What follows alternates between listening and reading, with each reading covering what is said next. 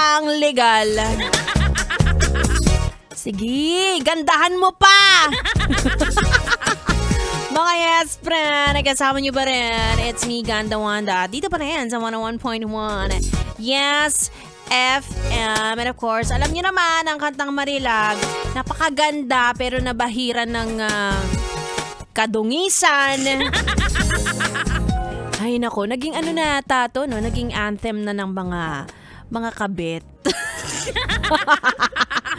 Kabit sa trabaho. Specifically sa trabaho, ayan. So, sa mga yes friend ko dyan, ano, na kung hindi man kayo magkatrabaho ng jowa mo, kaya ng asawa mo, nako, i-double check, baka siya ay meron ng work wife or work husband.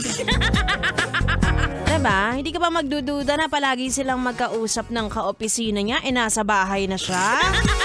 Hindi ka ba magdududa kung mas close pa sila ng kaopisina niya kaysa sa inyong dalawa? Hala!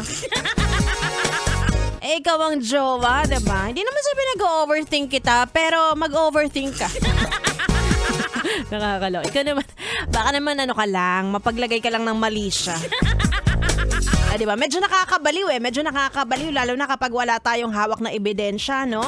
At hindi natin na maibigay ang buong tiwala natin sa taong kasama natin or kausap natin palagi. Sa jowa or asawa, diba?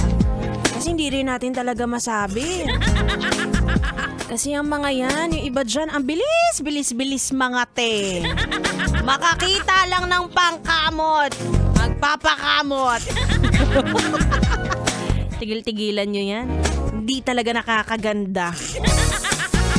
Ay, nako. Anyway, sa aking pagbabalik, buti pa to, hindi cheater, loyal to si Biboy Bibo.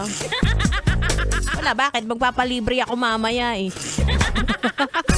Sa aking pagbabalik, kaya naman ituloy muna natin ang ating tugtugan. Dito lang sa 101.1, Yes FM Solid.